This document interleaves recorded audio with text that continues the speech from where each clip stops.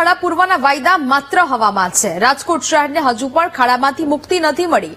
રાજકોટથી કણકોટ જતા રસ્તા પર મસમોટા ખાડા જોવા મળ્યા। વરસાદને લીધે રોડ ધોવાતા રસ્તા પર ખાડા રાત જોવા મળ્યું। ખાડાને લીધે અકસ્માત થતા હોવાનું સ્થાનિકોએ જણાવ્યું।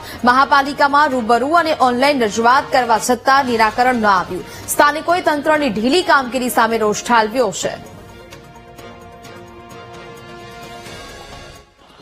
રાજકોટમાં ચોમાસામાં ઠેર ઠેર ખાડા જોવા મળી રહ્યા છે, ત્યારે ક્યાંક ને ક્યાંક તંત્ર સામે સવાલો ઉભા થઈ રહ્યા છે।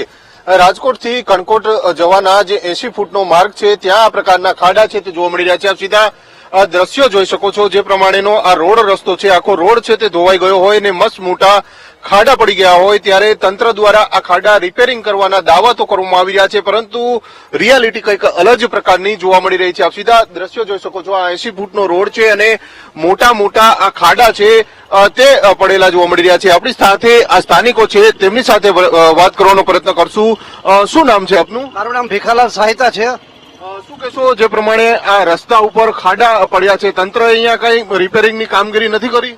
કાંઈ જ નથી કર્યું। અમારે અત્યંત વેદના સાથે જણાવવું પડે છે। અમે અવારનવાર રજૂઆતો કરેલી છે, પણ બેરાકાને અથડાઈ છે। આજ સુધી કોઈ પણ કાર્યવાહી કરવામાં આવેલ નથી, જેથી અમે લોકો ક્ષુબ્ધ અને દુઃખદ છીએ। જેથી આ તાત્કાલિક કાર્યવાહી કરવામાં આવે અમારી લાગણી માગણી છે। આ ખાડાના કારણે કેટલી અકસ્માતની ઘટના સર્જાઈ? ગઈકાલે જ લગભગ 3 થી 4 જણા અહીંયા પડી ગયેલા, અને જે સામાન્ય એમ કે વાગેલું, અને પછી પણ આ પરિસ્થિતિ ન સર્જાય, એનું પુનરાવર્તન ન થાય એ બાબતે ખાસ અમે તંત્રને આગ્રહ કરીએ છીએ। શું કહેશો, જે પ્રમાણે આ રોડ રસ્તા છે, ક્યારની આ પ્રકારની પરિસ્થિતિ છે રોડની? જે ચોમાસું ચાલુ થયું ત્યારબાદ આ પરિસ્થિતિ સર્જાણી છે, અને દર વર્ષે પાણીનો નિકાલ ન હોવાને કારણે આ પરિસ્થિતિ થાય છે।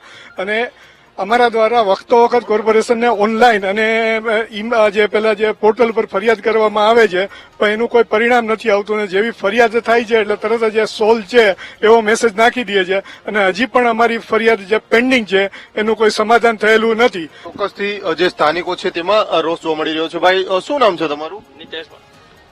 નીતેશભાઈ।